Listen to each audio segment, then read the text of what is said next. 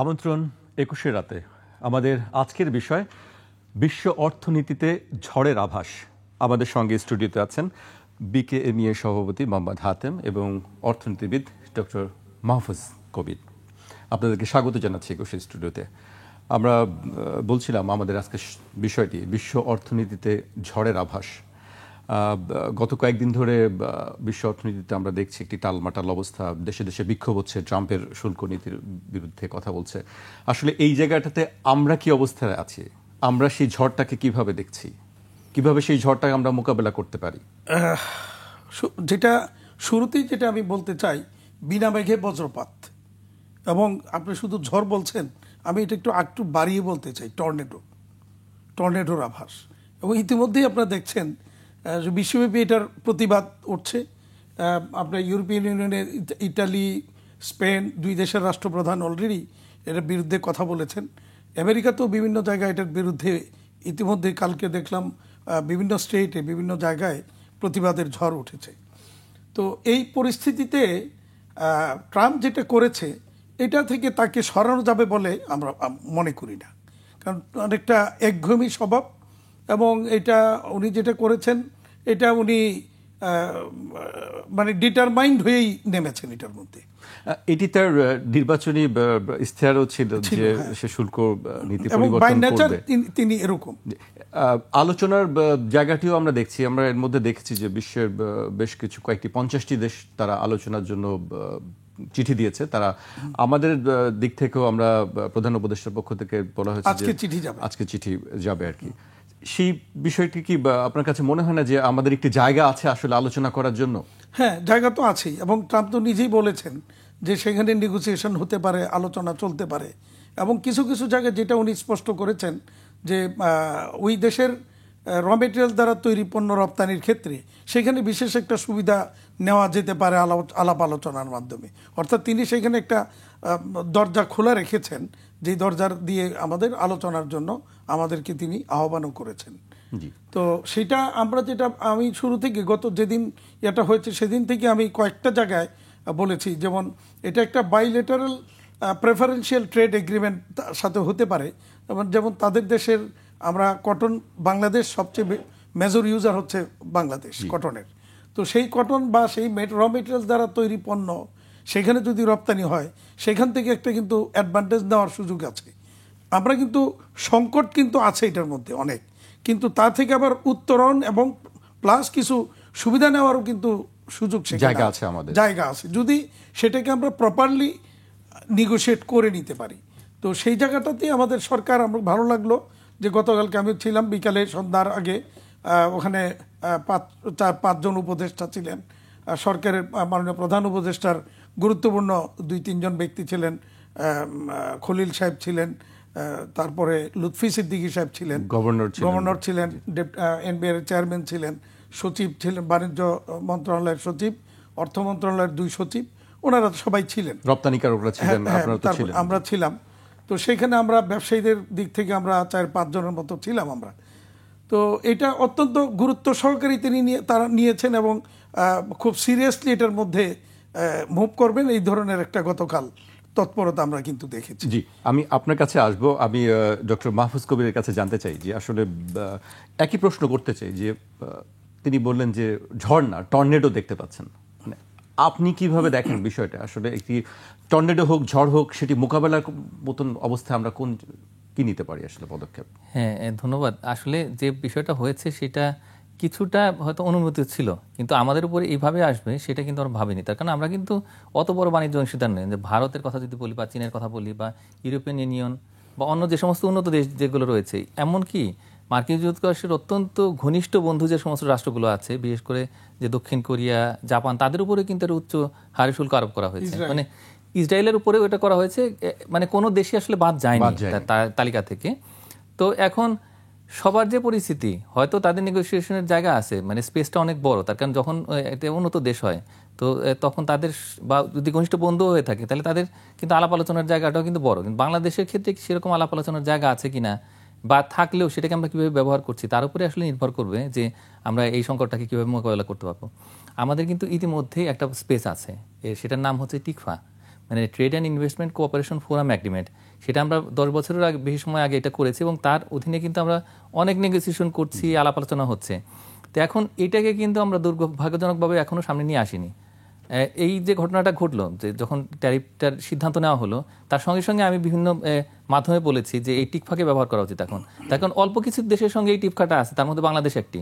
তো এখন আমাদের তো আসলে দুটো কাজ করতে হবে। একটা হলো যে আমরা কোন কোন জায়গায় সিদ্ধান্ত নিচ্ছি, মানে বিশেষ করে যে ট্যারিফ রিডাকশনের, তো সেইগুলো একটু আইডেন্টিফাই করা। এনবিআর যে কাজটি করেছে এর মধ্যে তারা কিন্তু একটা হিসেব বের করেছে যে বাংলাদেশ হচ্ছে তাদের যে পণ্য যেগুলো আমরা আমদানি করি সেগুলোর উপরে 6.55% হারে শুল্ক আরোপ করা হচ্ছে। কিন্তু এটার হিসাবটা কিন্তু আসলে কতটুকু আদায় করছি তার উপরে, কিন্তু আসলে ডিউটি স্ট্রাকচারটা কেমন সেটাকে রিভিউ করে সাবস্টেন্সিয়ালি সেটাকে কমাতে পারি কিনা সেটা আমাদের দেখতে হবে এবং সেই অনুযায়ী একটা নাম্বার তৈরি করতে হবে যে না ঠিক আছে, আমরা মার্কিন যুক্তরাষ্ট্র থেকে যে পণ্যগুলো আমদানি করি তার উপরে আসলে আমাদের এভারেজ ডিউটি হচ্ছে এত, এবং ট্রেড ওয়েটের এভারেজও বের করতে হবে। এটা একটা। আর দ্বিতীয় বিষয়টা হচ্ছে যেটা আমাদের সিদ্ধান্ত নেওয়ার জাতীয় স্বার্থেই প্রয়োজন, সেটি হলো যে আমরা কিন্তু মূলত চার ধরনের পণ্য আমদানি করি মার্কিন যুক্তরাষ্ট্র থেকে। একটা হলো যে স্ক্র্যাপ আয়রন স্টিল, এগুলা এটা সবচেয়ে বড় ক্যাটাগরি, প্রায় 25%, হ্যাঁ প্রায় 25% মতো আর কি। হ্যাঁ, এবং এর পাশাপাশি আরও 3টা পণ্য আছে আমাদের। দ্বিতীয় ক্যাটাগরির পণ্য হচ্ছে মিনারেলস, বিশেষ করে এলএনজি সহ আর কি যে জ্বালানি পণ্যগুলো আছে, তো সেগুলা। আর এনবিআর আরো কয়েকটি প্রোডাক্ট, আরো 15টি পণ্যের কথা বলেছে। আরো 2 ক্যাটাগরির পণ্য, একটা হচ্ছে কটন, সেটা প্রায় 14%, আর আরেকটা হচ্ছে যে তেল বীজ এবং মানে অয়েল সিড এবং একই সঙ্গে যে এই সয়াবিন তেল, ভোজ্য তেল, প্লাস্টিক সামগ্রী আছে, মূলধনী যন্ত্রপাতি, জেনারেটর, হিমায়িত মাংস। এই 4টা হলো 75%। এরপরে হচ্ছে বাকিগুলো। এর মধ্যে আমাদের ইলেকট্রনিক গুডস এবং এই যে এগ্রিকালচারাল আইটেম, ফুড আইটেম, সেগুলো হলো বাকি 25%। তো সুতরাং এগুলোর উপরে আমাদের জোর দিতে পারি। মানে প্রথম যে 4টা পণ্য আছে সেগুলো কিন্তু আমাদের অর্থনীতিতে প্রয়োজন এবং তার উপরে শুল্ক কিন্তু অনেক কম। সুতরাং সেইগুলোর আমদানিটা আমরা বাড়াতে পারি কিনা, তুলার আমদানি বাড়িয়ে কিন্তু আমাদের এটা গার্মেন্টস শিল্পের জন্য ব্যবহার করতে পারি, এক্সপোর্টের জন্য সেটা ব্যবহার করতে পারি। তো সেটার জন্য আমরা একটা টাইমলাইন সেট করতে পারি যে আগামী 3 মাসের ভিতরে বা 6 মাসের ভিতরে আমরা এইগুলোর এক্সপোর্ট, মানে আমাদের যে এক্সপোর্ট আছে সেগুলোতে ব্যবহার করার জন্য এই ধরনের পণ্যগুলোর আমদানি বাড়াবো বা আমাদের দেশের জন্যই বাড়াবো। তো এটা যদি একটা রোডম্যাপ তৈরি করে দিতে পারি আর একই সঙ্গে যে ট্যারিফ স্ট্রাকচার সেটা কমাতে পারি এবং ফ্যাক্টশিট করে কিন্তু টিকফার মাধ্যমে আমরা সহজে এগোতে পারি। যেটা ফোরাম যেহেতু আমাদের আছে তো সেটা ব্যবহার করতে পারি। ইতিমধ্যে যেটা করা হয়েছে সেটি হলো যে বাংলাদেশের যে পররাষ্ট্র মন্ত্রণালয় তার মিশন যেটা আছে ইউএসএ, তো সেই মিশনের মাধ্যমে ইউএস ট্রেড রিপ্রেজেন্টেটিভের সঙ্গে যোগাযোগ করা হয়েছে এবং সেই মৌখিক যোগাযোগ সেগুলো করে তারপরে এখন যে চিঠির বিষয়টা হচ্ছে, তো সেগুলো আমি মনে করি যে অত্যন্ত ইতিবাচক একটা পদক্ষেপ। তার কারণ মাননীয় প্রধান উপদেষ্টার চিঠি কিন্তু অত্যন্ত গুরুত্ব বহন করে। তো এই সিদ্ধান্তটা খুব ভালো হয়েছে। এর পাশাপাশি বাণিজ্য মন্ত্রণালয় থেকে এই ইতিমধ্যে যেটা বলা হয়েছে আর কি, আমি মনে করি যে সেই ধরনের একটা স্টেটমেন্ট না দিলেও চলতো। মানে আমাদের কিছু করার নেই, আসলে ডিপ্লোমেসিতে করার নেই বলে কিছু নেই, আমাদের সর্বোচ্চ চেষ্টা করতে হবে এবং তার জন্য ভাষা তৈরি করতে হবে, আমাদের হোমওয়ার্কটা করতে হবে। তো সেভাবে করে আমি মনে করি যে যথেষ্ট সুযোগ আছে এখনো। ঠিক আছে, 9 তারিখে হবে না, পরে করা যাবে, কিন্তু আমাদের চেষ্টা তো জারি রাখতে হবে এবং যত দ্রুত করা সম্ভব হয় তত ভালো। আচ্ছা, আমি মোহাম্মদ হাতেম কাছে জানতে চাচ্ছি আপনার কাছে, হাতেম ভাই, এই যে আলোচনা তো চলবে, একটা নির্দিষ্ট সময় পর্যন্ত একটি আলোচনার মাধ্যমেই আমাদেরকে এগিয়ে নিতে হবে, কিন্তু এই মাঝখানে যে সময়টুকু, সেই সময়টুকু কি আমাদেরকে ক্ষতির আশঙ্কা কি দেখছেন আপনি? আচ্ছা, আমরা কিন্তু শুরু থেকেই বলে আসছি যে ক্ষতির আশঙ্কাটা কি। যেমন গতকালকেই 2-1 বায়ার কিন্তু অলরেডি বলেছে যে প্রোডাকশন স্টপ করার জন্য, তার যে অর্ডারগুলি আমাদের এখানে ছিল এগুলি স্টপ করার জন্য। এবং একজনের গতকালকে একটা শিপমেন্ট যাওয়ার কথা, সে কালকে মিটিংয়েই বলেছে যে আমাকে আজকেই এটাকে এই শিপমেন্টটা হোল্ড করেছে, মানে শিপমেন্ট যেন না দেয়। অর্থাৎ তাহলে কি দাঁড়াচ্ছে, এবং যেই মালগুলি ইতিমধ্যে শিপমেন্ট হয়েছে যেটা হয়তো আরও 10-15 দিন 1 মাসের মধ্যে গিয়ে ইউএসএতে পৌঁছবে, সেগুলির কি হবে? সেটা যদি তারা রিলিজ না করে, তাহলে রিলিজ না করলে তারা পেমেন্ট করবে না। পেমেন্ট না করলে কিন্তু এখানে বড় ধরনের একটা ডিজাস্টার কিন্তু আমাদের হবে। কারণ আমার একটা ইন্ডাস্ট্রি যদি তার এক্সপোর্টের প্রসিড সময় মতো না পায়, তাহলে সেখানে একটা ওভারডিউ যখন শো করে, বাংলাদেশ ব্যাংকের ড্যাশবোর্ডে যখন ওভারডিউ শো করে, আবার ওই পেমেন্ট ওই রপ্তানির বিপরীতে যে ব্যাক টু ভেহিকলসি হয়েছে তার পেমেন্ট যখন ডিউ হয়ে যায়, তখন সেটা যদি পেমেন্ট না হয় তাহলে সেখানে একটা ওভারডিউ শো করে এবং ড্যাশবোর্ডে তখন রেড মার্ক চলে আসে। তো কোনো কোম্পানির নাম যদি ওই ড্যাশবোর্ডে রেড মার্কে উঠে যায়, তাহলে ওই পরের দিন থেকে আর তার সকল কার্যক্রম ব্যাংক বন্ধ করে দেয়। অর্থাৎ তার আমদানি রপ্তানি বা এনিথিং, যে কোনো টাকা পয়সা পেমেন্ট সব কিছু বন্ধ। তাহলে কি দাঁড়াবে? শ্রমিকের বেতন দিতে পারবে না, তার কার্যক্রম বন্ধ হয়ে যাবে, ফ্যাক্টরিটা বন্ধ হয়ে যাবে, মানে এই ধরনের আনএক্সপেক্টেড সিচুয়েশন কিন্তু তৈরি হয়ে যেতে পারে। সেদিকে তারা মূল্য ছাড়ের একটি কথা বলছে। তারপরে আবার যেটা বলতে চেষ্টা করছে কেউ কেউ যে সেখানে ডিসকাউন্ট দেওয়ার জন্য। তো কিভাবে ডিসকাউন্ট দিবে?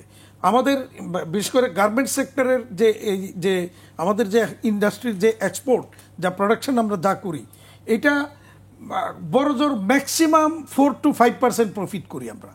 কেউ তাও পারে না, হয়তো 1 থেকে 2% প্রফিট ধরে। কারণ হচ্ছে বিগ ভলিউমে আমরা কাজ করি, ওই অল্প করে যতটুকু প্রফিট আসে সেটা থেকে আমরা আমাদের ইয়েগুলি চালাই, কার্যক্রমগুলি চলে। তো সেখানে 37% বা সাথে আরও এটা 37% নতুন করে এটাকে অ্যাডজাস্ট করা কোনোভাবেই সম্ভব না। তো ফলে বায়ার যদি বলে যে তুমি যেমন ইন্ডিয়া একটা প্রপোজাল দেখলাম কালকে, ইন্ডিয়া কালকে একটা প্রপোজাল দিয়েছে যে তাদের টোটাল যতটুকু আসছে এটাকে 3টা ভাগ করবে। একটা ভাগ বহন করবে রপ্তানিকারক, একটা ভাগ বহন করবে ওই দেশের সরকার, আরেকটা ভাগ বহন করবে আমদানিকারক অর্থাৎ বায়ার। মানে এইভাবে একটা নেগোসিয়েশন তারা এই ইন্টারিম পিরিয়ডটার মধ্যে করতে চাচ্ছে, পরবর্তী কোনো সিদ্ধান্তে না পৌঁছা পর্যন্ত। আর আমরা যেটা গতকালকে আলোচনা করেছি এবং সেখানে যেটা খুব গুরুত্বপূর্ণ, আপনারা কি এই জিনিসগুলো কি আপনাদেরকে প্রস্তাব দেওয়া হয়েছে? না, আমাদেরকে ওরকম কোনো প্রস্তাব এখন আমাদের কাছে আসে নাই। মানে রপ্তানি কিছু 2-1টা জায়গায় স্টপ করেছে, প্রোডাকশন বন্ধ করেছে, কেউ কেউ বলার চেষ্টা করতেছে ডিসকাউন্ট করার জন্য। তো ডিসকাউন্ট করা তো সম্ভব না, ডিসকাউন্ট করা মানে হচ্ছে আমার পুঁজি থেকে অনেকটা ক্ষতি, লস। আচ্ছা, এরপরে যেটা আপনার যেটা মানে আমরা আশঙ্কা করছি আরো, যে এই পরিস্থিতি যদি চলতে থাকে তাহলে সেখানে কিন্তু আলটিমেটলি সেলটা কমে যাবে। তো সেলটা যখন কমে যাবে তখন বায়ার কিন্তু আমাকে ক্রয়াদেশ কমিয়ে দিবে। তো আমাদের তো একটা টার্গেট নিয়ে বা আমাদের একটা প্রিপারেশন ওইভাবে ফ্যাক্টরিটা সাজানো আছে, কোন বায়ারের কতটুকু কাজ আমরা করব। যখন ওই টার্গেট অনুযায়ী আমি অর্ডারটা পাবো না, কার্যাদেশ পাবো না, তখন কিন্তু সেখানেও কিন্তু একটা ডিজাস্টার কিন্তু আসবে। তো ইত্যাদি নানা রকমের সংকট বা শঙ্কা কিন্তু আছে। কিন্তু এখন এই সব সংকট কাটিয়ে উঠে ভালো পজিশন বা একটা অ্যাডভান্টেজ নেওয়ার পজিশন আছে, সেটা ডিপেন্ড করে আমরা নেগোসিয়েশন কিভাবে কতটুকু করতে পারলাম। আজকে যেমন প্রধান উপদেষ্টার থেকে সরাসরি ডোনাল্ড ট্রাম্পের কাছে চিঠি যাবে, আবার বাণিজ্য উপদেষ্টা থেকে ইউএসএর চিঠি যাবে, এগুলি সবই পজিটিভলি আমরা খুব আশা করছি যে এটার। কিন্তু চিঠি দিয়ে শুধু বসে থাকলে হবে না, তার পিছনে আমাদের লবিস্ট নিয়োগ করা বা এটার পিছনে লেগে থাকা, কন্টিনিউয়াস ডায়ালগে থাকা, তাদের সাথে একটা নেগোসিয়েশনে থাকা, কন্টিনিউয়াস এই প্রসেসটাকে চলমান রাখতে হবে। জি, ডক্টর মাহফুজ কবির, আমি জানতে চাচ্ছিলাম যে উনি বেশ কিছু প্রসেসের কথা বললেন, এই ক্ষেত্রে কি আমরা পিছিয়ে আছি? আমরা দেখেছি যে অনেক দেশ আগে থেকেই এই কাজগুলো করছিলেন, কিন্তু সেই ক্ষেত্রে আমরা কি একটু দেরিতে রেসপন্স করছি? না, আমরা তো কাজ শুরু করেছি সঙ্গে সঙ্গে, মানে যখন সিদ্ধান্তটা এলো তারপর থেকে কিন্তু এই মানে ওই রাতেই কিন্তু এনবিআর মোটামুটি ডিসিশন নিয়েছে যে তারা রিভিউ করবে। কিন্তু যেটা আমাদের জন্য একটু দুর্ভাগ্যজনক সেটা হলো যে আমরা রিভিউ করতে গিয়ে একটু সময় নষ্ট করে ফেলেছি। তো আর আসলে ইনস্ট্যান্টলি হাতে থাকা উচিত ছিল এই সমস্ত তথ্য। একটা বড় সমস্যা হচ্ছে যে আমাদের এনবিআরটা কিন্তু ফুলি ডিজিটাইজড না, অটোমেটেড না, যার ফলে এই আমেরিকার উপরে আমরা কতটুকু ইম্পোর্ট ডিউটি বসাই, তো সেই হিসাবটা আস্তে আস্তে একটু সময় লেগেছে। তো এটা একটা জিনিস। আর একটা জিনিস হচ্ছে যে আমাদের এই পুরো যে ট্রেড নেগোসিয়েশন প্রসেস এবং এর জন্য ইনফ্রাস্ট্রাকচার, তার ম্যান পাওয়ার, এই সংখ্যাটা কিন্তু কম এবং আমাদের প্রত্যাশা অনুযায়ী কিন্তু সেটা নয়। তো এটার কারণে এখনো পর্যন্ত কিন্তু আমরা সেই মাননীয় প্রধান উপদেষ্টার উপরেই একটু ভরসা করে বসে আছি যে তিনি চিঠি লিখবেন তখন কাজ হবে বা হয়তো জিনিসটা একটু প্রসেস করবে। তো কিন্তু আমাদের পুরো একটা ইনস্টিটিউশন দরকার ছিল, কিন্তু সেটা সেভাবে আসলে অগ্রসর হয়নি। হ্যাঁ, অন্যান্য দেশ বিশেষ করে যে ভারত, তাদের কিন্তু প্রত্যাশা বা তাদের প্রস্তুতি অনেক বেশি, তাদের অনেক ম্যান পাওয়ার। তো এখন এই জায়গাতে আমরা কিছুটা পিছিয়ে আছি, কিন্তু এটা নিয়ে ভয় পাওয়ার কিছু নেই। তার কারণ আমাদের এটা যেহেতু টিকফা আছে এবং টিকফা একটা ভালো জায়গা যেটার মাধ্যমে আমরা অ্যাপ্রোচ করতে পারি। আর একই সঙ্গে মাননীয় প্রধান উপদেষ্টার যেহেতু চিঠি যাচ্ছেন এবং একই সঙ্গে যেহেতু আমাদের একটু চিন্তাভাবনা চলছে এখন যে ঠিক আছে যতটা তাড়াতাড়ি সম্ভব একটা নেগোসিয়েশন টেবিলে যদি আমরা বসতে পারি বা তারা যদি রেসপন্ড করেন, তাহলে সেই ক্ষেত্রে হয়তো 9 তারিখের মধ্যে না হলেও পরবর্তী সময় হয়তো এটা সুযোগ আসতে পারে নেগোসিয়েশনের জন্য। কিন্তু একটা বিষয় আমাদের মনে রাখতে হবে, সেটা হলো যে সবাই চেষ্টা করছে, আর যারা খুব কাছের, যারা শক্তিশালী রাষ্ট্র, উন্নত রাষ্ট্র, তো তারাই আগে সুযোগ পাবে, আমরা পাবো অনেক পরে। এইগুলো হচ্ছে আমাদের জন্য চিন্তার বিষয়। এই কারণে আমি মনে করি যে আগামী কয়েক মাসের জন্য একটা ভালো প্রস্তুতি নিয়ে রাখতে হবে যে কোনো সময় ওরা ডাকতে পারে আমাদের। তার কারণ আমরা যদি আমাদের সিদ্ধান্তটা জানাই তাদের কাছে, যে বিশেষ করে যে একটা ফ্যাক্টশিট তৈরি করে সেখানে আমরা কতটুকু আমদানি বাড়াবো কী কী পণ্যের, এবং একই সঙ্গে ডিউটি কতটুকু কমাবো, এটা করে রাখলেই তখন কিন্তু আমাদের কাজটা সহজ হয়ে গেল। আর আরও কয়েকটা বিষয় আছে, সেটা হচ্ছে যে যেটা বললেন যে ব্যাংক পড়ে যাওয়ার সম্ভাবনা আছে। তার কারণ অনেক ব্যাংকে কিন্তু ইনভেস্ট করে রেখেছে এই back to back LC plus ওই মানে ফ্যাক্টরিগুলোর উপরে। তো এখন তাদের কি হবে? তার কারণ এই যে যারা এই ফ্যাক্টরি ওনার, যারা এক্সপোর্টার, তারা কোত্থেকে এই টাকাটা দিবেন যদি এই সব বন্ধ হয়ে যায়? তো এইটা একটা বড় চিন্তা। কোম্পানিদের হয়ে যাওয়া এগুলা খুবই মানে হয়ে যেতে পারে, তার কারণ এগুলো এত দ্রুত চলে সব কিছু। এই যে অর্ডার চলে ব্যাক টু ব্যাক এলসি, তারপরে ইম্পোর্টটা, এগুলো কিন্তু একটা পুরো চেইনের মতো। তো একটা জায়গাতে ডিসরাপশন হলে কিন্তু সর্বনাশ। তো এটা একটা এক্সপোর্ট অর্ডারের দুটো জায়গাতে প্রভাব পড়তে পারে। একটা হচ্ছে যে সরাসরি তো আমেরিকাতে এক্সপোর্টের অর্ডার এটা কমে যাওয়া, কিছু এক্সপোর্ট ডাইভার্ট হয়ে এই যে ভারত যে সিদ্ধান্ত নিয়েছে সেটা কিন্তু তারা জানিয়ে দিয়েছে। সুতরাং এখন বায়াররা কিন্তু ওই ভারতের দিকে চিন্তা ভাবনা করবে যে ঠিক আছে, বাংলাদেশে তো কুলিয়ে উঠতে পারছে না, আর যেহেতু ভারতের উপরে ডিউটিটা হলো 26%, তার মানে হলো যে এখন ভারতের জন্য কনভিনিয়েন্ট, এবং আসলে বায়ারদের জন্য কনভিনিয়েন্ট হচ্ছে ভারতের কাছে যাওয়া। আর আরেকটা বিষয় হচ্ছে কি, যে পুরো পৃথিবী জুড়ে একটা রিসেশন আসতে পারে। যদি মন্দা আসে তাহলে সেক্ষেত্রে শুধুমাত্র মার্কিন যুক্তরাষ্ট্রেই নয়, বরং সারা পৃথিবীতে যে আমাদের যে রপ্তানি সেটাই কিন্তু কমে যেতে পারে, এবং এটা যথেষ্ট আশঙ্কা আছে। আর আরেকটা ঘটনা ঘটতে পারে যে ইনভেস্টমেন্টের রিলোকেশন। এই মুহূর্তে কিন্তু আমরা আজকে শুরু হয়েছে যে এই বিনিয়োগ সম্মেলন শুরু হয়েছে, কিন্তু একটা বিষয় আছে এখানে, সেটা হচ্ছে এই বিনিয়োগ সম্মেলন আপনি একটু খেয়াল করে দেখবেন যে গ্লোবাল যারা যে বড় যে সমস্ত ফার্ম যেগুলো আমরা এক্সপোর্ট করে, তারা কিন্তু এই সম্মেলনে ওইভাবে উপস্থিত নেই, এবং তারা এখন চিন্তা করছে যে কোন দেশে ডিউটিটা কম। পার্শ্ববর্তী দেশ ভারতে আছে, তো ওইখানে তারা কি করবে, ওই এক্সপোর্ট ইন্ডাস্ট্রিগুলো বা তাদের ইনভেস্টমেন্টটা নিয়ে যেতে পারে, যার ফলে এক হচ্ছে যে এক্সপোর্ট কমে যাওয়া, আর একটা হচ্ছে ইনভেস্টমেন্ট বাংলাদেশে চলে যাওয়া, বা সম্ভাব্য যে বিনিয়োগগুলো আসার কথা ছিল বাংলাদেশে সেগুলো না আসা। এখন এই এত বড় রকমের যে এত রেঞ্জের যে চ্যালেঞ্জ, সেগুলো মোকাবেলা করাটা আমাদের জন্য একটা বড় চিন্তার বিষয়। জি হাতেম ভাই, আমি আরেকটি বিষয় ছোট্ট একটা প্রশ্ন করতে চাই, যে আমরা শুনছি যে শুল্কর হারটা কত, 37 নাকি 52? 52.5 মানে যেটা আগে 15.5 ছিল, সাথে 37 যোগ হবে। আর উনি যেটা বললেন যে বিনিয়োগ, আপনি দেখেন গত কিছুদিন যাবৎ কিন্তু ইভেন আমাদের প্রধান উপদেষ্টা যখন চায়নায় গিয়ে আসলেন, সেখানে কিন্তু একটা বড় ধরনের হোপ আমরা পাচ্ছিলাম যে চায়নার ইনভেস্টমেন্টগুলি বাংলাদেশে রিলোকেট করবে তারা। তো এটা প্রত্যাশিত ছিল, কারণ আমরা যেটা এতদিন শুনে আসছিলাম বা দেখতে পাচ্ছিলাম যে বাণিজ্য যুদ্ধটা মূলত চায়নার সাথেই বড় আকারে হবে, তাইলে বাংলাদেশ সেখানে একটা সেফ পজিশনে আছে, তো চাইনিজ ইনভেস্টর বাংলাদেশে আসবে। কিন্তু এখনকার যে প্রেক্ষাপট, তাতে কিন্তু আর সেই অবস্থানটা নাই। তো হঠাৎ করে দেখা যাবে যে এই মানে যে ইনভেস্টমেন্টগুলি বাংলাদেশে আসার সম্ভাবনা ছিল, এটা কিন্তু থেমে যাবে এখন। এটা কিন্তু আমাদের জন্য আরেকটা বড় ধরনের লস কিন্তু গিয়ে দাঁড়াবে। সেক্ষেত্রে আপনাদের অবস্থানটা কি হবে আসলে? এখনো সরাসরি ক্ষতিগ্রস্ত তো আপনারই হবেন। হ্যাঁ, সরাসরি। হ্যাঁ, এখনো পর্যন্ত পরিস্থিতি মানে নানা রকমের কথাবার্তা হচ্ছে, মানে টোটাল মানে চূড়ান্ত সিদ্ধান্ত বা চূড়ান্ত রকমের মন্তব্য করার মতো পরিস্থিতি পরিবেশ এখনো কিন্তু আমরা আশা রাখতে চাই, যেহেতু আলোচনা একটু চলছে। আমরা যেটা বেশি আশাবাদী, আমরা কিন্তু আশার আলো দেখছি এই জায়গাটাতে। কারণ ডক্টর মোহাম্মদ ইউনূস কিন্তু ব্যতিক্রম, সারা বিশ্বের কাছে, বিশেষ করে আমেরিকার কাছে তিনি কিন্তু অত্যন্ত জনপ্রিয়। তো তার একটা হস্তক্ষেপ, তার একটা আহ্বান আমেরিকা একবারে ফেলে দিবে, এটা আমরা মনে করি না। তো সর্বোচ্চ পর্যায়ে, এবং আমরা দেখেছি যে প্রধান উপদেষ্টার কার্যালয়েও এই বিষয়ে যথেষ্ট কাজ শুরু করেছে, এবং তারা মানে যথেষ্ট আগ্রহ নিয়েই এটার পিছনে কাজ করছে। আপনার কি বিকল্প বাজার দিকে? বিকল্প বাজার তো আর হঠাৎ করে তো গড়ে উঠবে না, এটা 10 বছর 15 বছর 20 বছর, হ্যাঁ, এটা সময় লাগবে। তো হয়তোবা আমরা অনেকদিন যাবতই কাজ করছি এশিয়ার বাজারটাকে বড় করা, বিশেষ করে চায়নাকে কেন্দ্র করে, তারপরে এদিকে সাউথ কোরিয়া, জাপান, তার অস্ট্রেলিয়া, তারপরে এই মানে থাইল্যান্ড, সিঙ্গাপুর সহ এই বেল্টও একটা বাজার কিন্তু তৈরি হওয়ার সুযোগ আছে। ইন্ডিয়াতেও কিন্তু আমাদের রপ্তানি বাড়ার সুযোগ আছে।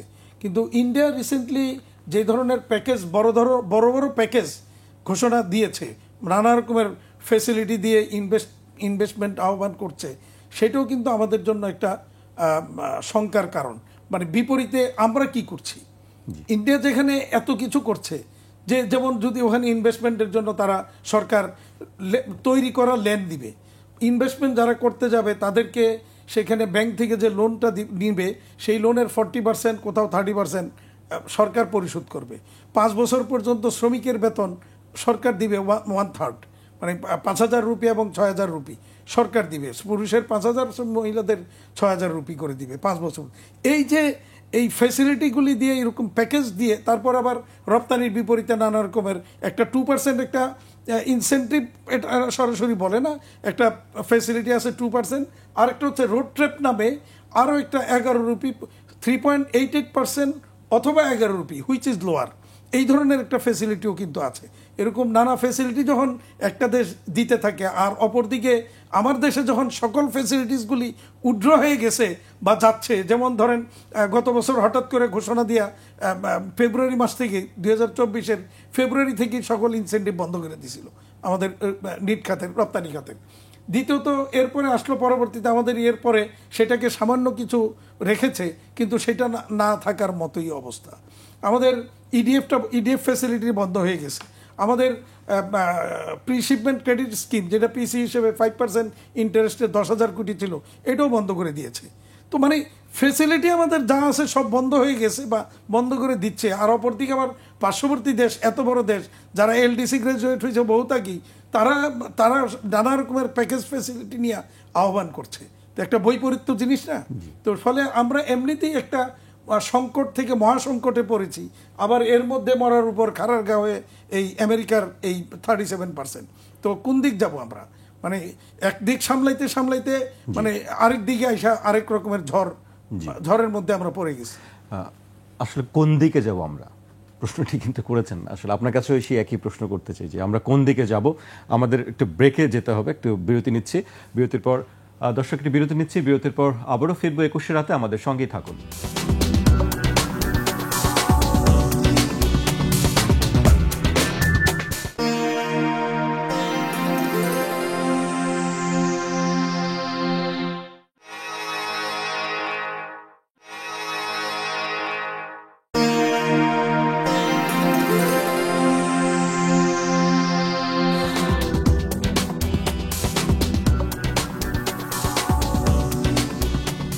বিরতির পর আবারও স্বাগত। আপনারা দেখছেন 21 রাত। আমাদের সঙ্গে আছেন বিকেএমই সভাপতি মোহাম্মদ হাতেম এবং অর্থনীতিবিদ ডক্টর মাহফুজ কবির। আপনাদেরকে বিরতিতে যাওয়ার আগে অনেক বিষয় নিয়ে আপনারা কথা বলছিলেন, এবং বিরতিতে যাওয়ার আগে আমি কথা বলছিলাম যে আসলে আপনি কিভাবে দেখছেন যে বিষয়টি। আমি মনে করি যে বাংলাদেশে অনেক কিছু করার আছে, মানে সারা পৃথিবীর সবাই করছে, কিন্তু বাংলাদেশের যেহেতু একটা আপার হ্যান্ড আছে মানে একটা জায়গাতে, সেটি হলো যে আমাদের যেহেতু টিকফা আছে, যেটা একেবারে ফর্মাল একটা ফোরাম, এবং তার মাধ্যমে কিন্তু আমরা যে কোনো সময় আলাপ আলোচনা করতে পারি। তবে যেহেতু এখন সবাই চাইছে, তো এই কারণে হয়তো একটু দেরি হতে পারে, কিন্তু আমরা একটা ইমার্জেন্সি মিটিং কল করতে পারি টিকফাতে। এবং ওই টিকফাতে তাদের দেশ থেকে মানে মার্কিন যুক্তরাষ্ট্রের দিক থেকে কিন্তু ইউএসটিআর তিনি আছেন আর কি, ট্রেড রিপ্রেজেন্টেটিভ, আর বাংলাদেশের দিক থেকে তো বাণিজ্য মন্ত্রণালয় আছে। তো এখন বাংলাদেশের দিক থেকে যদি একটা আর্জেন্ট মিটিং রিকোয়েস্ট করা হয়, তাহলে তারা কিন্তু এটা করবেন। তো এটা একটা উপায়। আর একটা হচ্ছে যে এই যে মাননীয় প্রধান উপদেষ্টার চিঠি যাওয়ার পরই একটা টেলিফোন কনভারসেশন যদি হয়, এটা কিন্তু খুব ভালো হয়। আমি মনে করি যে এইটা একটা বড় গুরুত্ব বহন করবে, এবং তখন কিন্তু অন্তত আলাপ আলোচনার জায়গাটা তৈরি করার জন্য যদি একটা টেলিফোন কল যায়, তাহলে সেই ক্ষেত্রে কিন্তু তখন গুরুত্বটা আরো অনেক বেশি বেড়ে যাবে। সেটি তো আছেই, চলবে, সেই বিষয়গুলো আলোচনা চলবে। আরেকটি বিষয় সংস্কারের কথাটি, আর্থিক ক্ষেত্রে আমরা সংস্কারের কথাটা খুব একটা শুনি না। আমরা নির্বাচন এবং প্রশাসনিক ব্যবস্থা নিয়ে আছি, সেক্ষেত্রে আর্থিক সংস্কার কি জরুরি কিনা মনে করেন? না, আমি মনে করি যে এই যে সমস্যা, সেই সমস্যার তো আগে মোকাবেলা করা দরকার। এখন আর্থিক ক্ষেত্রে সংস্কার চলছে এই মুহূর্তে, যে ব্যাংকিং খাতে যদিও আমাদের আসলে কোনো কমিশন তৈরি হয়নি, কিন্তু অনেক রকমের কাজ হচ্ছে এখানে। এই যে ব্যাংক খাতগুলোতে আর কি, যে বিভিন্ন রকমের যে এই খেলাপি ঋণ, সেগুলো ফেরত আনার ক্ষেত্রে বিভিন্ন রকমের কাজ করা, এবং এটা ছাড়া যে পাচার হওয়া অর্থ ফেরত আনা, এগুলোর কাজগুলো চলছে। এখন আমাদের এই সংকট মোকাবেলা করার ক্ষেত্রে আসলে এই খুব দ্রুত একটা যদি ইন্টারিম টাস্কফোর্স করা হয়, আমি মনে করি যে সেটা খুব ইম্পর্টেন্ট। সেখানে এই যে ব্যবসায়ীরা যারা রয়েছেন, যারা রপ্তানিকারক, এবং এর পাশাপাশি যারা পেশাজীবী এবং একই সঙ্গে যারা বিশেষজ্ঞ, তাদের নিয়ে এইটা করলে আমি মনে করি যে তাদের দিক থেকে এখন তো খুব কুইকলি কিছু হয়তো সাজেশন দেওয়া হয়েছে, কিন্তু আসলে কি করতে হবে, এবং আমাদের আসলে কোনো ওই নেগোসিয়েটর এখানে নিয়োগ করতে হবে কিনা।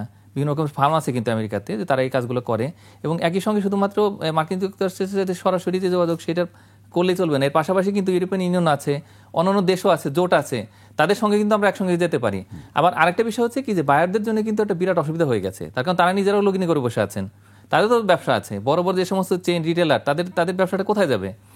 এখন এই কারণে আসলে B2Bর যে যোগাযোগ সেই জায়গাটাও কিন্তু খোলা রাখতে হবে। মানে এই যারা হচ্ছে আমরা তৈরি করছি শুধুমাত্র তাদেরই বিপদ না, সবার জন্যই বিপদ। এখন এই বিষয়টা মাথায় রেখে আসলে করণীয়টা কি সেটা একটু ঠিক করতে হবে। তাদের সঙ্গে যত দ্রুত সম্ভব এবং যত বেশি করে যোগাযোগ সম্ভব এগুলো করতে হবে। বড় যে সমস্ত জায়ান্ট বায়ার আছেন, তো তাদের এই যে তারপরে আমেরিকাতে যে তাদের অ্যাসোসিয়েশন আছে, হ্যাঁ, তো এদের সাথে যোগাযোগ রক্ষা করা এবং তাদের মাধ্যমে আসলে মার্কিন যুক্তরাষ্ট্রের যে প্রশাসন তাদের উপরে চাপ সৃষ্টি করা যায় কিনা, তাদের সঙ্গে নেগোসিয়েশন করার ব্যবস্থা করা যায় কিনা, সেই বিষয়গুলো আমাদের খোলা রাখা উচিত। তার মানে হলো যে আসলে এখানে শুধুমাত্র সরকারি নয়, বরং এই বিজনেসম্যানদের মধ্যেও কিন্তু একটা সহযোগিতা দরকার। ফোর্থ যেটা আমাদের করতে হবে সেটা হলো যে জাতিসংঘ সহ যে সমস্ত আন্তর্জাতিক সংস্থা রয়েছে, তারপর WTO কিন্তু কাজ ইতিমধ্যে শুরু করে দিয়েছে, কিন্তু আমাদের এটা মনে রাখতে হবে যে মার্কিন যুক্তরাষ্ট্র কিন্তু WTO খুব একটা পাত্তা দেয় না। কিন্তু এখন যেহেতু সবাই বিপদের মধ্যে আছে, সুতরাং সবার যে শক্তি এবং একই সঙ্গে WTOর সঙ্গে সরাসরি যোগাযোগ করা, তো এগুলা করে কিন্তু আমরা এবং একই সঙ্গে এক্সপার্ট এদের মধ্যে মত বিনিময় করা, এইভাবে করে কিন্তু আমরা সামগ্রিক প্রেক্ষাপট বিবেচনা নিয়ে একটা বড় রকমের কর্মসূচি তৈরি করতে পারি। এবং এই যে সমস্যা সেটা সমাধান আমাদের করতেই হবে, আসলে কিন্তু আমাদের কোনো বিকল্প নেই। সুতরাং সেইটা মনে রেখে কিন্তু আমাদেরকে অগ্রসর হতে হবে। জি, মোহাম্মদ হাতেম, আপনারা সংস্কারের ক্ষেত্রে আসলে কি চাইছেন সরকারের কাছে? আপনাদের কি প্রয়োজন হয়? আপনাদের ব্যবসা বাণিজ্য ঠিক রাখতে গেলে আপনারা কোনভাবে গেলে আপনাদের ঠিক হয় মনে করেন? আমাদের সবচেয়ে বেশি যেটা আমরা সমস্যা ফেস করছি সেটা যদি বলি, এক নাম্বার সেটা হলো মানে সংস্কারের যে জায়গাটা, সেটা হলো ব্যাংকিং খাতে। কারণ ব্যাংকিং খাতে এত রকমের এখন সমস্যা আমরা ফেস করছি প্রতিদিন, প্রতিনিয়ত। প্রতিটা ফ্যাক্টরি ব্যাংকের সাথে নানা রকমের সমস্যার মধ্যে আছে। ব্যাক টু ব্যালেন্সি হয় না, লিমিট বাড়ে না, তারপরে ডলারের বিভিন্ন রকমের ক্রাইসিস, ডলারের রেট হচ্ছে না, তারপরে ব্যাক টু ব্যালেন্সি করতে ডিলে হচ্ছে, বেতনের টাকা পাচ্ছি না ইত্যাদি। এরপরে আবার আপনার যে সমস্ত ফ্যাক্টরির ঋণের কিস্তি পরিশোধ করে সেখানে আবার জটিলতা তৈরি হচ্ছে, এই ইত্যাদি নানা রকমের সমস্যার মধ্যে আছি। আবার 8-10টা ব্যাংকের যারা ব্যাংকিং করছিল তাদের ওখান থেকে তাদের পাওনা টাকাটা তারা পাচ্ছে না। মাস শেষে বেতনের টাকা আনবে, টাকা আছে তার, কিন্তু ব্যাংক দিতে পারছে না টাকা। এরকম কিছু সংকট কিন্তু সেখানে আছে, যে সমস্ত ব্যাংকের টাকা পয়সা লুট হয়ে ব্যাংক উজাড় হয়ে গেছে। তো এইগুলি সংস্কার কবে নাগাদ হবে আমরা জানি না, এবং এটার কোনো এখন পর্যন্ত তেমন কোনো ব্যবস্থা আমরা দেখছি না। প্রতিদিনই আমি এজ এ প্রেসিডেন্ট বিকেএমই প্রতিদিনই বিভিন্ন ফ্যাক্টরি থেকে অভিযোগ আসছে, তার ব্যাংক তাকে নানাভাবে অসহযোগিতা করছে, তার টাকা দিচ্ছে না। চেয়ারম্যানকে বলেন, এমডিকে বলেন, কিন্তু বলেও কোনো আমরা লাভ পাচ্ছি না, ফায়দা হচ্ছে না। তো এটা যেমন সংস্কারের একটা বড় জায়গা। দ্বিতীয়ত হলো আইন শৃঙ্খলা, এটা অত্যন্ত ইম্পর্টেন্ট, যে জায়গাটা আমরা খুবই অভাব ফিল করছি। আইন শৃঙ্খলা যদি জিরো টলারেন্সে না আনা যায়, তাহলে এই মুহূর্তে নানা রকমের সংকট, বিশেষ করে শ্রমিকদের আনডিউ ইললিগেল বেশ কিছু ডিমান্ড নিয়ে প্রায়ই দেখা যাচ্ছে সমস্যা তৈরি হচ্ছে। যদিও শ্রমিকদের যে কোনো ন্যায্য অধিকার, ন্যায্য দাবির নিয়ে আমরা সবসময় কাজ করি এবং সেই ক্ষেত্রে কোনো আপোষ আমরা করি না। অবশ্যই আমরা সেই শ্রমিকদের পক্ষেই সেই জায়গাটাতে থাকি। কিন্তু রিসেন্টলি যেগুলি আপনারা যদি দেখে থাকেন, ম্যাক্সিমাম জায়গাতে ওই ছুটি, সরকারি ছুটি 9 দিন দিছে বা 7 দিন দিছে, আমাদেরও দিতে হবে, বা ছুটি কেউ 10 দিন দিছে, 12 দিন দিতে হবে, 5 দিন দিছে 7 দিন দিতে হবে, তারপরে বোনাস ফুল দিতে হবে, মানে যেগুলি আইনের বাইরে নানা রকমের জিনিস নিয়েই কিন্তু মূলত সংকটগুলি তৈরি। তো এইগুলিকে অ্যাড্রেস করা দরকার। সরকার এই জায়গায় কঠোর অবস্থান, ইতিমধ্যেই আর্মি সহ প্রশাসন আমাদেরকে সহযোগিতা করছে, শিল্প পুলিশ, স্থানীয় জেলা প্রশাসন, তারপরে আপনার লোকাল থানা পুলিশ, মোটামুটি এগুলি যথেষ্ট কাজ করছে, কলকারখানা অধিদপ্তর। আমরা বিকেএমই বিজেপি সবাই মিলে কিন্তু আমরা এই জায়গাটাতে ভালোভাবেই সামাল, আপনারা দেখেছেন যে ঈদের আগে এগুলি অনেক সমস্যা ছিল, বাট আমরা সমস্যাগুলি সমাধান করেছি। বিশেষ করে এখানে সাভার ক্যান্টনমেন্টে 9 ডিভিশন জিওসি মহোদয় এবং তার সাথে আমাদের ইন্ডাস্ট্রিয়াল সেফটি সেলে কর্নেল মহিউদ্দিন সাহেব আছেন, মানে ট্রিমেন্ডাস সাপোর্ট ওনারা আমাদেরকে দিয়েছেন। আমরা খুব কৃতজ্ঞ যে এরকম একটা সংকটের মধ্যে তারা আমাদের পাশে ছিলেন। নারায়ণগঞ্জ জোনে আমরা দেখেছি ওখানের প্রশাসন, মানে জেলা প্রশাসক, এসপি, তারপরে শিল্প পুলিশের ওখানে যে অ্যাডিশনাল ডিআইজি সাহেব আছেন, আসাদ সাহেব, তারপরে সেখানে মেজর মুহিব সহ ওখানে যারা আছেন আর্মির, মানে ট্রিমেন্ডাস সাপোর্ট ওনারা আমাকে দিয়েছেন। তো এই জায়গাটাকে আরো জোরদার করতে হবে, স্ট্রেংথেন করতে হবে। জি, ডক্টর মাহফুজ কবির, একজন অর্থনীতিবিদ হিসেবে আপনি আসলে কি চান? অর্থনীতির ক্ষেত্রে কোন সংস্কারগুলো আসলে চান? হাতেম ভাই অনেকগুলোই কথা বললেন, বেসিক যে জিনিসগুলো পরিবর্তন করার। আমরা আরেকটা জিনিস যেটা লক্ষ্য করেছি, শ্রমিক নেতৃবৃন্দ আমাদেরকে সারাক্ষণ সর্বক্ষণ সহযোগিতা করেছে, এটার জন্য আমরা তাদের প্রতিও কৃতজ্ঞ। জি, আসলে এই মুহূর্তে তো একটা অন্তর্বর্তীকালীন সরকার, মানে তাদের মূল এখন যেটা ফোকাস সেটা হলো যে সংস্কার করা এবং নির্বাচন। এবং এরপরে যে অর্থনীতির গতিকে তো সচল রাখতে হবে, তো সেটার জন্য কিন্তু তারা খুব চেষ্টা করছেন এবং যে পরিশ্রমটা করছেন সেটা কিন্তু আসলে সবাই হয়তো করতো না। কিন্তু এখন এটাও আমাদের মনে রাখতে হবে যে নির্বাচন এর আগে যে সংস্কারগুলো করতে হবে সেগুলো কিন্তু অনেক চ্যালেঞ্জিং বিষয়। মানে 11টা যে সংস্কার কমিশন তৈরি করা হয়েছে, পাশাপাশি যে কমিটি এবং টাস্কফোর্স করা হয়েছে, সবগুলো নিয়ে এসে এটা একটা দীর্ঘমেয়াদী প্রক্রিয়া, সেখানে রাজনৈতিক ঐকমত্যেরও প্রয়োজন আছে। কিন্তু এখন বিষয়টা হচ্ছে কি যে আমাদের মূল সংস্কারগুলোকে এগিয়ে নিয়ে যেতে হবে। তো সেই জায়গাতে এখন আমি মনে করি যত দ্রুত আসলে এই বিষয়ে উদ্যোগ নেওয়া যায় তত ভালো। আর দ্বিতীয় বিষয়টা হচ্ছে যে আমাদের অর্থনীতির ক্ষেত্রে কতগুলো সিরিয়াস ডিসিশন নিতে হবে। সেটা হলো যে আমরা এই যে দীর্ঘদিন ধরে যে একটা কন্ট্রাকশনারি মনিটারি পলিসি ইমপ্লিমেন্ট করছি, এতে কিন্তু ব্যবসার যে ক্ষতি হচ্ছে সেটা আমরা কিন্তু আসলে অনেক দেশের তুলনায় পিছিয়ে যাচ্ছি। আমাদের পার্শ্ববর্তী যে দেশগুলো আছে সেগুলোতে এত কন্ট্রাকশনারি মনিটারি পলিসি নেই। এই মুহূর্তে আমাদের ক্রেডিটের ক্ষেত্রে, মানে যে প্রাইভেট সেক্টর ক্রেডিট গ্রোথ, সেটা খুবই কম, এটা 10% কম এবং 8-9% মতো যদি আমরা হিসাব করি সেটা। তো এটা কিন্তু গত কয়েক বছর আগে কিন্তু অনেক বেশি ছিল, তো সেখানে 15-16% মিতেই ছিল। তো এই প্রাইভেট ক্রেডিট গ্রোথ না হওয়ার কারণে কিন্তু আমাদের এই বিজনেস এক্সপানশন হচ্ছে না, ব্যবসা পরিচালনা করার খুব কষ্ট হচ্ছে। আর দ্বিতীয় হচ্ছে যে আমাদের ইন্টারেস্ট রেট এত বেশি যে এই 15.5-16% ইন্টারেস্ট রেট দিয়ে তার সাথে আরও অনেক কষ্ট আছে। তো সেগুলো দিয়ে কিন্তু আসলে ব্যবসা পরিচালনা করা এবং এই মুহূর্তে যে ঝড় আসছে সেটা মোকাবেলা করা, এটা একেবারে অসম্ভব। আর তৃতীয় যে বিষয়টা আমি মনে করি যে এই বিনিয়োগের ক্ষেত্রে একটা কিন্তু প্ল্যান দরকার ছিল এর মধ্যেই, যে এই অন্তর্বর্তী সরকারের আসলে বিনিয়োগ পরিকল্পনাটা কি। বিনিয়োগের ক্ষেত্রে আমি আসছি, আমি যেটি আসলে ওই যে বাণিজ্য ঘাটতি নিয়ে কথা বলতে যাচ্ছিলাম, যে বাংলাদেশ এবং যুক্তরাষ্ট্রের মধ্যে যে বড় ধরনের একটা বাণিজ্য ঘাটতি রয়ে গেছে, সেই ঘাটতি কমানোর উপায় কি শুধু আমদানি? এর বাইরে তো আর আসলে আর কিছু নেই। না, অবশ্যই আমদানিটাকে আমাদের বাড়াতে হবে, কিন্তু আমদানি যে কোনো পণ্যের উপরেই আমরা বাড়াবো না। আমাদের যে 4টা প্রধান পণ্য যেটা আসলে অর্থনীতির উপকার করছে, তো সেইটার উপরে আমাদের প্রাথমিক জোরটা দিতে হবে। আর বিশেষ করে যেহেতু আমাদের তো কটন বেসড আর কি, মূলত আমাদের 70% মতো এই যে এগ্রিকালচারাল প্রোডাক্ট আছে যেটা আপনি বলছেন। এখন এটার পাশাপাশি আমাদের যে ভোজ্য তেল যেটি অয়েল সিড, এগুলো তো আমদানি আমাদের করতে হবে। এর পাশাপাশি আমাদের ইন্ডাস্ট্রিয়ালাইজেশনের জন্য আসলে এই স্ক্র্যাপ আয়রন সেটা তো আমরা ইম্পোর্ট করি।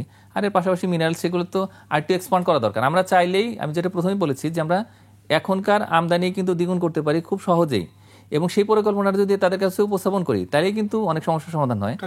তো এটা করতে পারলে আমি মনে করি যে ডোমেস্টিক ইন্ডাস্ট্রিয়ালাইজেশন হবে এবং একই সঙ্গে ভ্যালু চেনে ইম্প্যাক্টটা পড়বে, এবং এরপরে আমরা ওদের দেশেই কিন্তু আমাদের এক্সপোর্টটা বাড়াতে পারবো। কিন্তু সেক্ষেত্রে একটি বিষয় আছে যে শুল্ক কমানোর, তাদের একটি কথা আছে যে শুল্ক কমাতে হবে বাংলাদেশের। এখন এটা তো হচ্ছে কি যে আমরা এই যে 4টা পণ্য, সেটার উপরে কিন্তু শুল্ক খুবই কম।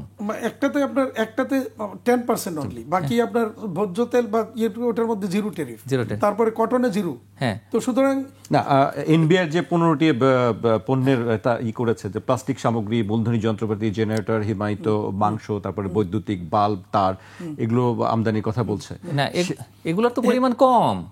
এগুলো হচ্ছে যে বাকি যে 25% তার মধ্যে এটা পড়ে। তো এখন ওইগুলোতে আমরা আস্তে আস্তে যদি একটু কমাই বা অন্তত একটা রোড ম্যাপ দিই যে ঠিক আছে আমরা হয়তো এটার ক্ষেত্রে একটু কমিয়ে দেবো। আর একটা বিষয় আমাদের মনে রাখতে হবে, সেটা হলো যে আমাদের হাইয়েস্ট ডিউটিটা হচ্ছে 25%। এরপরে যেটা আমরা করি সেটা হচ্ছে সাপ্লিমেন্টারি ডিউটি, যেটা হচ্ছে ভেরি হাই, এবং তার পাশাপাশি কিন্তু লোকাল ভ্যাটও আছে। এগুলো সব মিলিয়ে দেখায় কি কোনো কোনো পণ্যের ক্ষেত্রে 600%-এর উপরে, কোনোটা হয়তো 500%, 400%। তো এইভাবে করে করে আমরা একটা অদ্ভুত একটা ডিউটি স্ট্রাকচার তৈরি করেছি। এখন ওই পণ্যগুলো আমাদের দেশেও তৈরি করি না আমরা, আবার অন্যদিকে কিন্তু জনস্বাস্থ্যের যে বিষয়টা আছে সেগুলো খেয়াল রাখি না অনেক সময়। তো এগুলো সব মিলিয়ে আমাদের অবস্থা হয়েছে কি যে এই পুরো ডিউটি স্ট্রাকচার কিন্তু অ্যান্টি ইন্ডাস্ট্রিয়ালাইজেশন হয়ে গেছে। মানে আমরা আমাদের শিল্পায়নের একটা বিরোধী এক ধরনের কিন্তু ডিউটি স্ট্রাকচার তৈরি করেছি। তো এই জায়গা থেকে আস্তে আস্তে বের হয়ে যেতে হবে। তবে অবশ্যই আমাদের খুব কুইক একটা রোডম্যাপ দরকার এবং তাদের কাছে এই তথ্যটা পৌঁছানো দরকার। এবং মাননীয় প্রধান উপদেষ্টার দিক থেকে যে চিঠিটা যাবে, সেই চিঠির মধ্যে যদি সম্ভব হয় তাহলে সেই ক্ষেত্রে এটার একটা ইঙ্গিত দেওয়া দরকার যে আমরা আসলে ইম্পোর্টও বাড়াবো এবং একই সঙ্গে ডিউটিটা কমাবো। এরকম একটা প্রতিশ্রুতি থাকলেই তখন কিছু এটা কাজে দেবে। গতকালকে আসলে একটি কথা বলেছেন যে ইকোনমিক রোডম্যাপ, আমরা নির্বাচনের রোডম্যাপের কথা শুনছি, এখন নতুন করে ইকোনমিক রোডম্যাপের কথা শুনলেন। এটা নিয়ে আপনি একটু। এই রোডম্যাপটা নিয়ে গতকালকে কিন্তু আমরা আলোচনা আমাদের হয়েছে এবং সরকার এই ব্যাপারে যথেষ্ট আগ্রহ এবং ওনারা কাজ করছেন এটা নিয়ে। এই রোডম্যাপটা তৈরি হচ্ছে, বিশেষ করে যে সমস্ত খাতের কথা উনি বলেন, যেমন যদি আমরা বলি টেসলার গাড়ি, বাংলাদেশে যদি গাড়ির ডিউটি 600 থেকে 800% পর্যন্ত আছে, তো এইটাকে যদি কমিয়ে দেওয়া হয়, কয়টা টেসলার গাড়ি বাংলাদেশে আসবে, তাতে কতটুকু ক্ষতি বাংলাদেশের হবে? বরঞ্চ এই যে আমরা এটাতে কমিয়ে দিয়েছি, এটা দেখিয়ে কিন্তু আমরা তার কাছ থেকে একটা বেনিফিট তাদের কাছ থেকে নিতে পারি। তো সরকার কিন্তু এই লাইনে কাজ করছে অলরেডি, এবং ওই যে কয়েকটা বেশ কিছু পণ্য, এবং কালকে কালকে আমরা যেটা শুনলাম, সেক্ষেত্রে অন্যান্য দেশ যদি বলে যে আমাদের ক্ষেত্রেও এটা কমিয়ে দিতে হবে, সেটার একটা রিস্ক আছে যে সেখানে যেরকম দিয়েছে আমাদেরকে ওরকম দিতে হবে। তো সেই ক্ষেত্রে মানে যেটা সবচেয়ে বড় ইফেক্ট যেটা হবে সেটা হলো জাপান আমাদের দীর্ঘদিনের বন্ধু রাষ্ট্র, নানাভাবে জাপান আমাদের সহযোগিতা করে, তাদের গাড়ির উপরও কিন্তু এরকম হাই ট্যাক্স আছে। তো সেই ক্ষেত্রে আমেরিকাতে কমাই দিলে জাপানের মতো দেশ তখন কি হবে?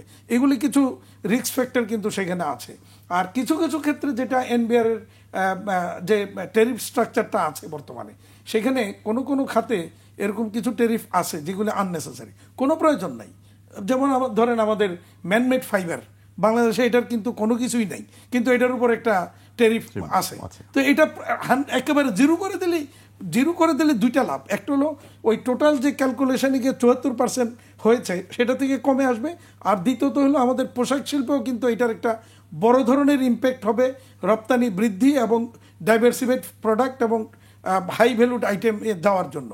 সেটা কিন্তু এটা আমরা অনেক দিন যাবত বলে আসছি, এগুলিকে জিরো করে দেওয়ার জন্য। তো এখন হয়তো এনবিআর এটা নিয়ে করবেন এবং ওনারা কাজ করছেন। তো যেটা আমরা কালকে একটা হিসাব দেখলাম যে টোটাল মানে বর্তমান যে ট্যারিফ স্ট্রাকচার আছে, তাতে এই ট্যারিফগুলি যদি প্রত্যাহার করে নেওয়া হয় তাহলে মানে 159 কোটি টাকার মতো টোটাল আমাদের লস হয়। তো 159 কোটি টাকার এটা খুব একটা বড় ফিগার না। ডক্টর মাহফুজ কবির, আপনি কি বলবেন এই বিষয়ে? আমি মনে করি যে অবশ্যই এটাতে এক ধরনের যেমন ঝুঁকি আছে, যেমন হচ্ছে যে আমরা তো আসলে কোনো প্রোডাক্টের উপরে হচ্ছে আপনার ডিউটি কমাই, আমরা কিন্তু কোনো দেশের প্রোডাক্টের উপরে কিন্তু ডিউটি কমাই না। তার মানে হলো যে এইচএস কোড ধরে যেহেতু আমরা আমাদের ডিউটিটা কমাবো, তার মানে হলো যে এখান থেকে যে ট্যারিফ রেভিনিউ সেটা কিন্তু কমবে। এখন আমাদের টোটাল যদি আমরা রেভিনিউ স্ট্রাকচারটা দেখি, তাহলে সেক্ষেত্রে এই যে ইম্পোর্ট ডিউটি সেটা কিন্তু অলমোস্ট 1/3। এখন এর বাইরে যেটা আছে সাপ্লিমেন্টারি ডিউটি এবং ভ্যাট, হ্যাঁ, তো এগুলো সব মিলিয়ে দেখা যাবে কি যে আমাদের রেভিনিউর উপরে একটা বড় রকমের ইম্প্যাক্ট তৈরি হচ্ছে। কিন্তু একই সঙ্গে এটাও ঠিক, যদি আমাদের রপ্তানি বাড়ে বা রপ্তানি যদি ক্ষতিগ্রস্ত না হয়, তাহলে সমস্যাটা কোথায়? আমি মনে করি যে আমাদের যে ডিরেক্ট ট্যাক্স যেগুলো আছে, যে কর্পোরেট ইনকাম ট্যাক্স এবং পার্সোনাল ইনকাম ট্যাক্স, সেগুলো বাড়াতে হবে। ওইটা করলে সমাজে বরং এই যে অসমতা যেগুলো তৈরি হচ্ছে সেটা কমবে এবং পুরো অর্থনীতি গতিশীল হবে। আমি মনে করি যে সেই দিকেই আসলে যাওয়া উচিত।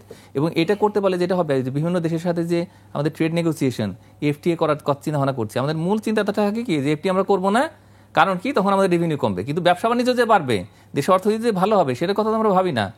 তো সুতরাং এই বিষয়ে আমাদের চিন্তা করতে হবে। এখন অনেকগুলো এফটি আমাদের পাইপলাইনে আছে, কিন্তু কোনোটাই হচ্ছে না, মূলত এই ডিউটি স্ট্রাকচারের কারণে। আমি মনে করি যে এখন যদি আমরা কমানোর একটু অভ্যাস করি, মার্কিন যুক্তরাষ্ট্রকে দিয়ে যদি শুরু করি, তাহলে এটা আমাদের অনেক বেনিফিট দেবে। তো সেইভাবে আমাদের আসলে অগ্রসর হওয়া উচিত। জি, ডিউটি স্ট্রাকচার পরিবর্তনের কথা বলছেন আপনি।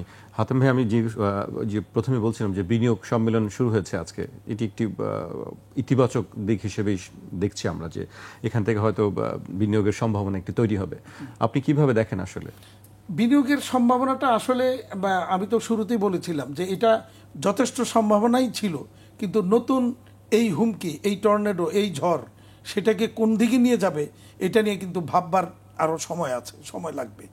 আসলে বিনিয়োগ হবে কি হবে না, আসবে কেন আসবে, সেটা কিন্তু মানে কি হচ্ছে নেগোসিয়েশন, এগুলি কিন্তু দেখার বিষয় আছে সেই বিনিয়োগের জন্য।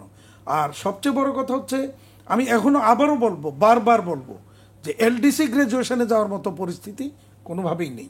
এই বিলাসিতা থেকে আমাদেরকে যদি আমরা না সরে আসি, তাহলে এইটার পরিণতি, এইটার খেসারত আমাদের বা রপ্তানি খাতকেই বিশেষ করে সবচেয়ে বেশি দিতে হবে। আমি এজ এ প্রেসিডেন্ট বিকেমি এবং অ্যাট দ্য সেম টাইম আমি এক্সপোর্টার্স অ্যাসোসিয়েশন অফ বাংলাদেশের প্রেসিডেন্ট হিসাবে আমি দিব্যি এই কথাটা আমি পরিষ্কার করেই বলতে চাই, বারবারই বলেছি, আবারও বলবো, যে কোনোভাবেই হোক এলডিসি গ্রাজুয়েশন থেকে আমাদেরকে ফিরে আসতে হবে আপাতত। জি, ডক্টর মাহফুজ কবির, আমি জানতে চাচ্ছি যে আমাদের বড় একটি বাজার হচ্ছে যুক্তরাষ্ট্রে, তৈরি পোশাক খাতের, মানে এবং এই খাত থেকে আমরা সবচেয়ে বেশি আয় করি। আমাদের বাংলাদেশের ইতিহাসে আমরা কেন অন্য কোনো প্রোডাক্টের ক্ষেত্রে আমরা যেতে পারিনি? আমরা শুধু কেন গার্মেন্টস নির্ভর হয়ে আছি? না, গার্মেন্টসের সুবিধা আছে বলে তো আমরা নির্ভরশীল। কারণ হচ্ছে কি যে ইউরোপিয়ান ইউনিয়নের যে এভরিথিং বাট আর্মস, তো সেটা দিয়ে তো আমাদের আসলে এই যে যাত্রা শুরু হয়েছে। মানে যেহেতু এলডিসি হিসেবে আমরা এই সুবিধাটা পাচ্ছি, তো এবং এখনো কিন্তু সুবিধাটা পেয়ে যাচ্ছি।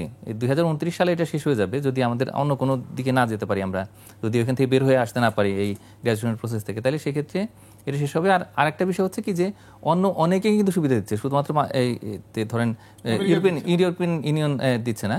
মার্কিন যুক্তরাষ্ট্রের যে সমস্যা হয়ে গেছে যে তাদের কাছে আমরা বারবার চেয়েছিলাম, কিন্তু তারা এমনিতেই আমাদের জিএসপিটা অন্য প্রোডাক্টের ক্ষেত্রে জিএসপি তুলে নিয়েছে। আর আসলে এই তৈরি পোশাকের তো তারা খুব অল্প দুই একটা আর কি, যেটা হচ্ছে অ্যালাইড যেটা সেগুলোর উপরে। তো কিন্তু আমাদের মূল যেটা আরএমজি সেটার উপরে কিন্তু তারা কখনো দেয়নি। তো এটার কারণে কিন্তু আমরা একটা শুল্ক দিয়েও তারপরেও তাদের বাজারে আমরা ভালো করছিলাম অন্যান্য প্রতিযোগীদের তুলনায়। কিন্তু এখন যেটা হচ্ছে যে অন্যত্র শিল্প আমরা কিছু করতে পারিনি সেই অর্থে, প্রোডাক্ট ডাইভার্সিফিকেশনের দিকে আমরা যেতে পারিনি। আমাদের চেষ্টা ছিল, আমাদের নীতি ছিল, কিন্তু নীতির ক্ষেত্রে যেটা হয়েছে সেটা হলো যে সমস্ত সুবিধা আসলে এই আরএমজি পেয়েছে সেই সুবিধাগুলো কিন্তু অন্য খাত পায়নি। আবার একই সঙ্গে উদ্যোক্তারাও আরএমজির পিছিয়ে গেছেন, যেহেতু মার্কেট অ্যাক্সেসের সুবিধা আছে, অন্য দিকে সেভাবে যায়নি। আমাদের দেশে অটোমোবাইল, ইলেকট্রিক্যাল, ইলেকট্রনিক্স, সেমিকন্ডাক্টর এগুলোর কিন্তু সুবিধা এখনও আছে, যেটা চাইলে আমরা যেতে পারি। কিন্তু এখন যেহেতু মার্কেট অ্যাক্সেসটা ভালো এলডিসি হিসেবে ওইখানে যাওয়ার জন্য, মানে ইউরোপিয়ান ইউনিয়ন এবং অন্যান্য জায়গাতে, তা আমি মনে করি যে এই সুবিধাটা নিয়েছে। যেমন জিএসপির ফ্যাসিলিটি, সেটা কিন্তু বা একই ধরনের ফ্যাসিলিটি অনেকগুলো প্রায় 38টা দেশে আছে। এর মধ্যে এই যে সাউথ কোরিয়া আছে, অস্ট্রেলিয়া আছে, হ্যাঁ, ইভেন চায়নাও কিন্তু আমাদের কাছাকাছি ফ্যাসিলিটি দিচ্ছে। তো এখন এইগুলোর কারণে কিন্তু আমরা এই পুরো আরএমজিটাকে স্পেশালাইজ করেছি।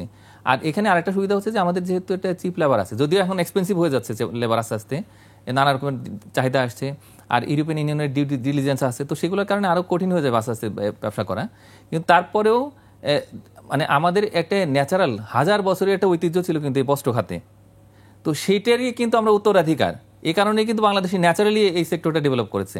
তা আমি মনে করি যে এই সেক্টরটা আর অনেক বছর থাকবে বাংলাদেশে, এবং বাংলাদেশের যে এই বস্ত্র খাত, পোশাক খাত, সেটা সামনের দিনগুলোতে আরও ভালো করবে।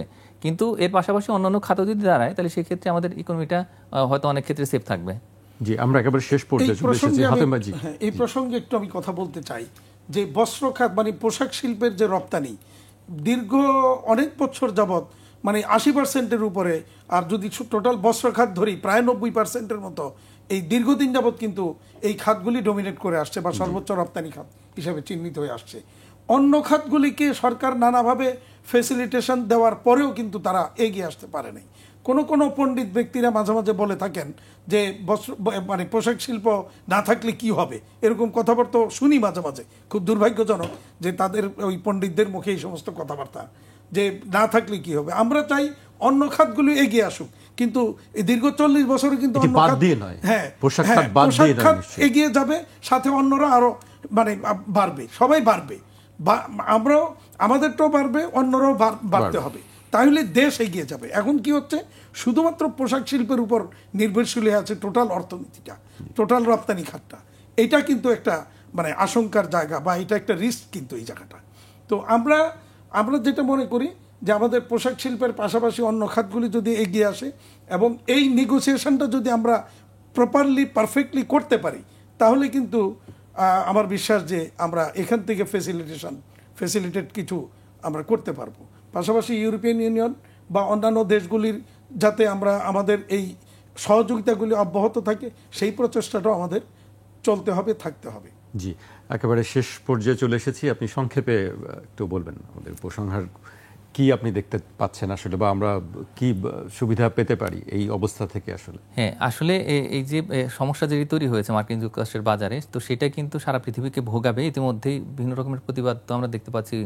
তো কিন্তু আসলে আমাদের কাজটা আমাদের করতে হবে। মানে অন্য দেশগুলো অনেকের আপার হ্যান্ড আছে, অনেকে মার্কিন যুক্তরাষ্ট্রের বন্ধু রাষ্ট্র, ঘনিষ্ঠ রাষ্ট্র, শক্তিশালী রাষ্ট্র, কিন্তু আমরা একটা স্বল্পোন্নত দেশ হিসেবে তাদের কাছে যেটা আমরা চাইতে পারি সেটা হলো যে দুটো আমাদের পথ আছে এখানে। একটা হচ্ছে টিকফা, আমি বারবার এটা বলি, যেহেতু আমাদের এই ফোরামটা আছে অন্যদের অনেক দেশের নেই, তো সেটাকে আমরা যেন ভালোভাবে ব্যবহার করি এবং আমাদের যে সমস্ত কাজগুলো আমরা করব, এক হলো যে আমাদের ইম্পোর্ট বাড়াতে হবে মার্কিন যুক্তরাষ্ট্র থেকে, সেটা পরিষ্কার করে বলবো তাদের কাছে, এবং কোন কোন পণ্যের ক্ষেত্রে আমরা আমদানি বাড়াবো সেটা বলবো, এবং একই সঙ্গে ট্যারিফ আমাদের অবশ্যই কমাতে হবে, এবং ট্যারিফের সঙ্গে যেটা সাপ্লিমেন্টারি ডিউটি এবং ভ্যাট এটা রিলেটেড সেটা কমাতে হবে। আর এর পাশাপাশি আমাদের কিন্তু এই যে ডিপ্লোম্যাটিক চ্যানেল, যেটা আমরা এই ডিপ্লোম্যাটিক চ্যানেল এবং ডিপ্লোম্যাটিক যে ল্যাঙ্গুয়েজ, এই জায়গাতে আমাদের আসলে আর একটু ইমপ্রুভ করা দরকার। এবং আসলে কিছু হবে না এই ধরনের কোনো কথাবার্তাই নেই পৃথিবীতে। যদি আমরা চেষ্টা করি তাহলে আমরা সাফল্য লাভ করতে পারবো। আমাদের কিছু একটা হবে, আমরা এই সমস্যাটাকে সমাধান করতে পারবো সেই ধরনের মানসিকতা নিয়ে আসলে অগ্রসর হতে হবে এবং সেইভাবে আমাদের প্রিপারেশন নিতে হবে। জি, মানে আমাদের 9 তারিখে না হোক, মানে পরবর্তীতে খুব স্বল্প সময়ের মধ্যে যেন আমরা সেই জায়গাটাতে পৌঁছতে পারি, সেই চেষ্টাটা আমাদের করতে হবে। চালিয়ে যেতে হবে। জি, আপনাদেরকে অনেক ধন্যবাদ। আজকে আমাদেরকে এখানেই শেষ করতে হচ্ছে। দর্শক, আজ এখানেই শেষ করছি। কাল আবার দেখা হবে রাত 12টায়। আপনারা সুস্থ থাকুন, নিরাপদে থাকুন, আর 21-এর সঙ্গেই থাকুন।